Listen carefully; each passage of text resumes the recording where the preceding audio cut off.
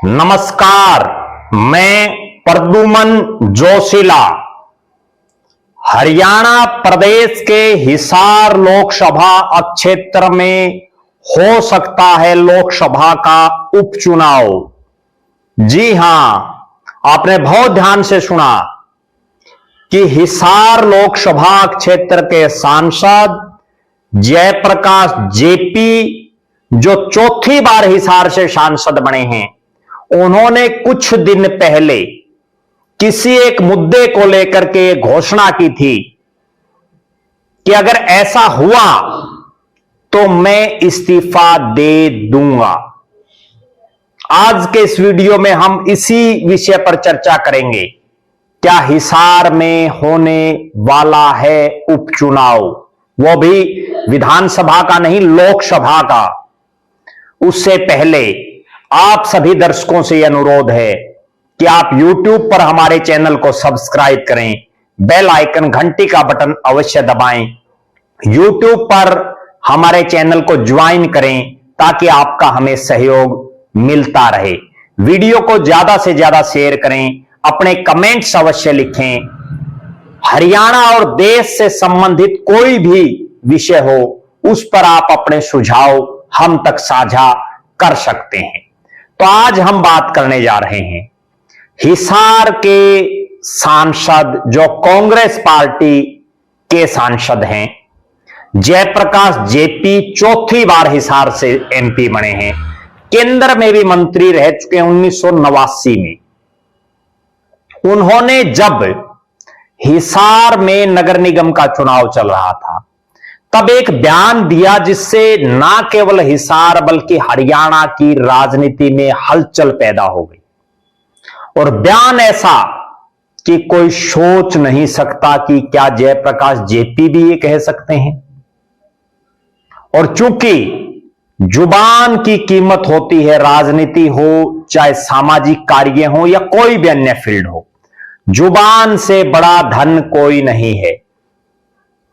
उन्होंने जुबान दे दी और जयप्रकाश जेपी ने ऑन कैमरा ये कहा कि अगर हिसार में जो एयरपोर्ट बनाने के लंबे चौड़े दावे हरियाणा की सरकार कर रही है, हरियाणा के पिछले मुख्यमंत्री मनोहर लाल खट्टर हों चाहे वर्तमान मुख्यमंत्री नायब सैनी हों, दोनों बार बार इस तरह के बयान दे रहे हैं कि हिसार में अंतरराष्ट्रीय हवाई अड्डा बनाया जाएगा।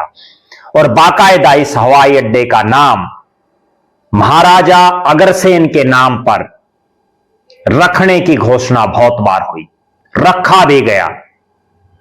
लेकिन जयप्रकाश जेपी ने एक बात कही कि भारत सरकार का जो स्टेटस है उसमें कहीं हिसार का एयरपोर्ट का कहीं कोई जिक्र है या नहीं है।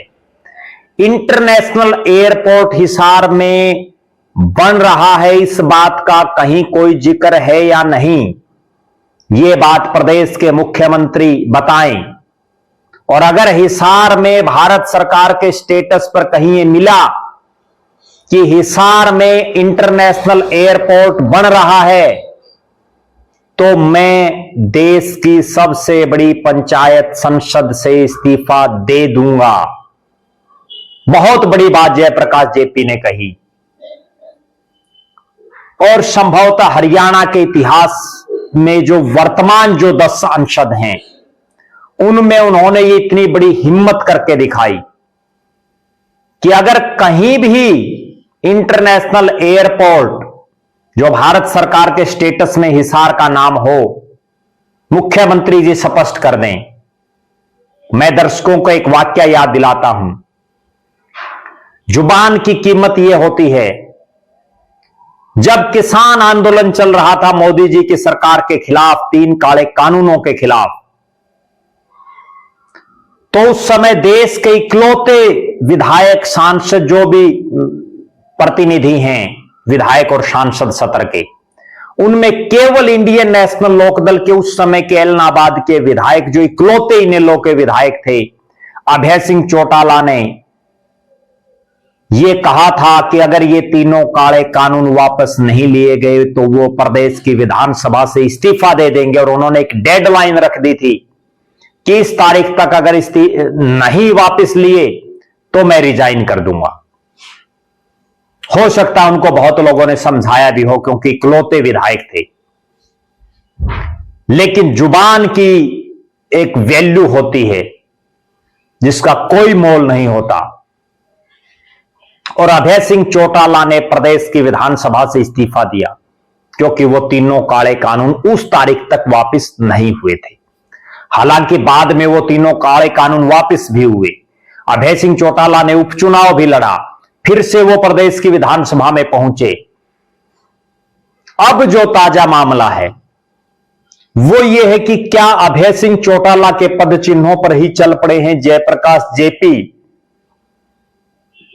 क्या जिस तरह से अभय सिंह चौटाला ने प्रदेश की विधानसभा से इस्तीफा दे दिया था अपनी एक बात रखने के लिए, क्या उसी तरह से जयप्रकाश जेपी भी अपनी बात को पक्का रखने के लिए देश की सबसे बड़ी पंचायत संसद से इस्तीफा देंगे? और पिछले 2-3 दिन से तो यह मामला बड़ा आग की तरह फैल चुका है। सोशल मीडिया से लेकर के, मीडिया से लेकर के हर जगह इसी चीज की चर्चा है। और उसका कारण यह है कि जिस हिसार के इस हवाई अड्डे की हम चर्चा कर रहे हैं उसका अनगिनत बार तो उद्घाटन हो चुका है। अनगिनत बार प्रदेश के मुख्यमंत्री से लेकर के बड़े बड़े बीजेपी के नेता ये दावा कर रहे हैं कि ये इंटरनेशनल एयरपोर्ट बन रहा है। दुष्यंत चौटाला भी लंबे चौड़े दावे करके चले गए उप मुख्यमंत्री की, उनकी कुर्सी चली गई। जब भी हिसार आते कोई भी बड़ा नेता वो इस एयरपोर्ट का जिक्र जरूर करता है। और अब जो पिछले 2-3 दिन में एक एपिसोड इस मामले में हुआ वो ये हुआ कि एक जो लाइसेंस का जिक्र जयप्रकाश जेपी ने किया था कि इसको तो जो हिसार में ये एयरपोर्ट बनना है इसको तो अभी तक लाइसेंस ही नहीं मिला हुआ है। बात तो उन्होंने बड़ी गंभीर रखी थी। मैं दर्शकों को एक चीज और याद दिलाऊंगा, इनसे पहले जो हिसार के सांसद थे बृजेंद्र सिंह, उन्होंने देश की संसद में एक प्रश्न खड़ा किया, पूछा था, बीजेपी के सांसद होते हुए पूछा था कि हिसार में जो एयरपोर्ट बन रहा है क्या वो इंटरनेशनल एयरपोर्ट है? और उस समय भी बड़ी चर्चाएं चली थी इस चीज की, हमने भी एक वीडियो उस पर बनाया था। और तब केंद्र की सरकार ने, जो केंद्रीय नागरिक उड्डयन मंत्री हैं, उन्होंने बिल्कुल स्पष्ट कहा था कि इंटरनेशनल एयरपोर्ट बनाने का कोई प्रावधान, कोई विचार आज के दिन तक हिसार में नहीं है। अब जब यह लाइसेंस मिला है, यह लाइसेंस किस चीज का मिला है इस पर हम एक अगले वीडियो में पूरी तहकीकात के साथ आपको बताएंगे। लेकिन जो भाजपाई दावा कर रहे हैं सोशल मीडिया से लेकर के और मीडिया के प्लेटफॉर्मों तक, वो इस तरह की खुशी मना रहे हैं कि हिसार हरियाणा का जो पहला एयरपोर्ट है उसका लाइसेंस मिल गया है और अब यहां से जो है उड़ानें शुरू होंगी। और ये दावा कर रहे हैं कि अब जयप्रकाश जेपी जी को इस्तीफा दे देना चाहिए। जेपी के इस्तीफे की बाट देख रहे हैं। और मेरे पास जो अंदर की सूचना है कि जयप्रकाश जेपी के इस इस्तीफे की भनक के चक्कर में कि कहीं जेपी जी इस्तीफा ना दे दें, बहुत से नेताओं ने यहां से चुनाव की तैयारी शुरू कर दी है। अपनी जो है मैनेजमेंट किस ढंग से हम करें अगर चुनाव लड़ना पड़ गया तो, उसके लिए प्रयास शुरू कर दिए हैं। और वो ये बाट देख रहे हैं कि कब अभय सिंह चौटाला की तरह जयप्रकाश जेपी भी इस्तीफा दें। जैसे पिछला जो मनोहर लाल जी का कार्यकाल था उसमें हरियाणा में 3 विधानसभा के उपचुनाव हुए। एक उपचुनाव तो इसलिए हुआ कि बड़ौदा के उस समय के विधायक श्री कृष्ण हुड्डा जी जो बुजुर्ग थे, उनका निधन हो गया था, लिहाजा वो तो परमात्मा की करनी है, उसको कोई नहीं रोक सकता। लेकिन दो जगह ऐसे उपचुनाव हुए जहां के विधायकों ने अपनी मर्जी से इस्तीफे दिए, एक ने बात रखने के लिए और दूसरे ने पार्टी बदलने के लिए। अभय सिंह चौटाला ने अपनी बात रखने के लिए इस्तीफा दिया और कुलदीप बिश्नोई ने कांग्रेस से बीजेपी में जाने के लिए अपना इस्तीफा दिया। अब जो जयप्रकाश जेपी की बात चल रही है वो ये है कि जिस तरह से इस लाइसेंस के मिलते ही भाजपा उछल कूद कर रहे हैं, बड़े बड़े दावे कर रहे हैं और मन में ये लड्डू फोड़ रहे हैं कि जयप्रकाश जेपी कभी भी इस्तीफा दे सकते हैं। लेकिन मैं उनको एक बात जरूर याद दिला दूं, ये जयप्रकाश जेपी भी राजनीति का बड़ा घाघ खिलाड़ी है। इसने ये नहीं कहा था कि लाइसेंस मिल गया तो मैं इस्तीफा दे दूंगा। इसने ये कहा था कि अंतरराष्ट्रीय हवाई अड्डा वो बनना चाहिए,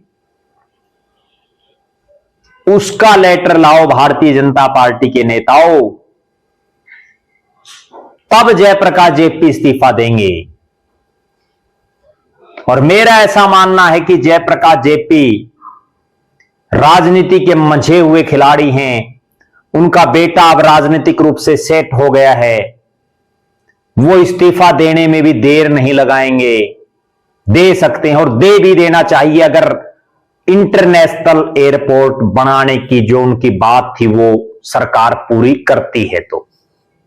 बहरहाल जो ये लाइसेंस मिला है इसके हिसाब से जो है अभी हम ये कह सकते हैं कि इंटरनेशनल एयरपोर्ट बनने की तरफ केवल एक कदम मात्र है, मात्र एक मामूली सा कदम मात्र है, क्योंकि जो लेटर है उसमें कहीं इंटरनेशनल एयरपोर्ट बनाने का कोई जिक्र इसमें कहीं कोई दिखाई नहीं दे रहा। अब देखने वाली ये बात है कि जिस तरह से चाहे वो पिछले सांसद हों, वो ये चीज बार बार कहते थे कि यहां कोई इंटरनेशनल एयरपोर्ट नहीं बनने जा रहा। अब जयप्रकाश जेपी ने तो उनसे भी बड़ी घोषणा कर दी कि अगर इंटरनेशनल एयरपोर्ट कहीं हो स्टेटस में तो मैं इस्तीफा ही दे दूंगा। तो भारतीय जनता पार्टी के मुख्यमंत्री जी नायब सिंह सैनी साहब, हिसार के तमाम नेता और जो अन्य मंत्री साथी हैं उनको यह स्पष्ट करना चाहिए। अब प्रदेश के महामंत्री सुरेंद्र पुनिया ने भी एक बयान दिया कि वो अपना इस्तीफा तैयार रखें और जयप्रकाश जेपी ने उसके विपरीत एक बयान दिया कि भाई इस्तीफा को मैं ट्रेजरी में जमा करा के थोड़ी आऊंगा, अगर अंतरराष्ट्रीय हवाई अड्डे का कोई स्टेटस है तो मैं दे दूंगा इस्तीफा। अब यह बड़ी रोचक बात है कि बीजेपी वाले अंतरराष्ट्रीय हवाई अड्डे का कोई स्टेटस दिखा सकते हैं जयप्रकाश जेपी को या प्रदेश की जनता को। अगर वो स्टेटस दिखा दिया तो क्या जयप्रकाश जेपी इस्तीफा देंगे? और अगर वो स्टेटस ही कहीं नहीं मिला तो भारतीय जनता पार्टी की सरकार को हरियाणा और हिसार की जनता से माफी मांगनी चाहिए। किस बात की? कि पिछले 10 साल के आसपास आप लोगों को क्यों बेवकूफ बना रहे थे, क्यों आप बार बार हिसार में अंतरराष्ट्रीय हवाई अड्डे की बातें कर रहे थे। धरातल पर क्या है वो हम भी जानते हैं, भाजपाई भी जानते हैं और जयप्रकाश जेपी भी जानते हैं और दर्शक भी जानते हैं। वो भी कमेंट करके बताएं, क्या हिसार में आपकी नजर में अंतरराष्ट्रीय एयरपोर्ट बन रहा है? आप भी अपने सुझाव जरूर दें ताकि भारतीय जनता पार्टी की सरकार के कानों पर कोई जूं रेंग सके और जयप्रकाश जेपी का जितना जल्दी वो इस्तीफा कराएं उतना बीजेपी के लिए फायदेमंद है, क्योंकि भारतीय जनता पार्टी लोकसभा के चुनाव में ये सीट बहुत कम मार्जिन से हारी थी और अब तो प्रदेश में सरकार है, उनका एक सांसद बढ़ सकता है। उनके लिए तो बड़ा सुनहरी अवसर है, और इतना सुनहरी अवसर है कि इसको जाया नहीं जाने देना चाहिए। क्योंकि पिछली बार भी हमने देखा, जब बड़ौदा में उपचुनाव हुआ, कांग्रेस का एमएलए था, वहां कांग्रेस ही जीत गई, नहीं बढ़ पाई बीजेपी। बड़ौदा सोनीपत जिले में आता ही है, मैं बहुत गंभीर उदाहरण दे रहा हूं। प्रदेश के मुख्यमंत्री जी को भी इस पर ध्यान देना चाहिए। सिरसा में चुनाव हुआ, एलनाबाद में, इंडियन नेशनल लोकदल का विधायक था, इंडियन नेशनल लोकदल का ही फिर बन गया। लेकिन जब हिसार की धरती की बारी आई, आदमपुर की सीट की, कांग्रेस का विधायक था और वहां से बीजेपी का विधायक बना, जिससे बीजेपी के 40+1 41 विधायक हुए, और उसके बाद जेजेपी को बाहर का रास्ता दिखा दिया गया। तो इसलिए हिसार की धरती बीजेपी वालों के लिए भाग्यशाली है।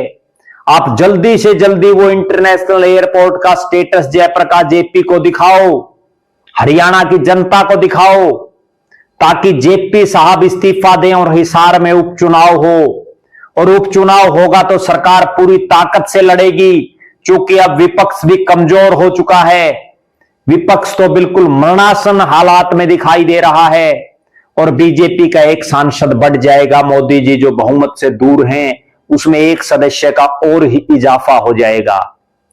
हिसार की सीट के माध्यम से नायब सिंह सैनी साहब नरेंद्र मोदी जी को बहुत बड़ा फायदा पहुंचा सकते हैं। देखना यह है कि वो कब ये स्टेटस दिखाते हैं।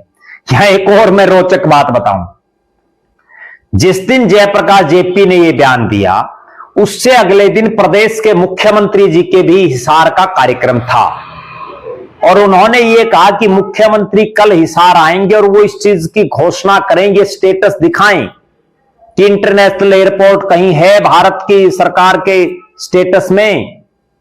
लेकिन मुख्यमंत्री जी के कार्यक्रम ही रद्द हो गए, वो हिसार में ही नहीं आए। उसके बाद कांग्रेसियों ने उनका मजाक भी उड़ाया कि मुख्यमंत्री जी जयप्रकाश जेपी की इस बात की वजह से हिसार में नहीं आए। बहरहाल ये तो सीएम साहब बताएंगे कि वो क्यों नहीं आए। आपका इस पर क्या मानना है? आप भी अपनी राय जरूर बताएं। आप लगातार हमारे साथ बने रहें। हमारे फेसबुक पेज को लाइक और फॉलो करें, यूट्यूब पर चैनल को सब्सक्राइब करें, बेल आइकन घंटी का बटन अवश्य दबाएं, यूट्यूब पर हमारे चैनल को ज्वाइन अवश्य करें, ताकि आपका हमें सहयोग मिलता रहे।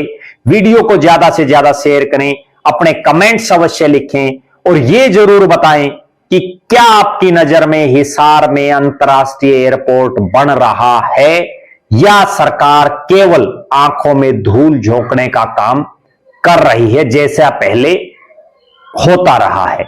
बहुत बहुत धन्यवाद। आपका अपना प्रद्युमन जोशीला।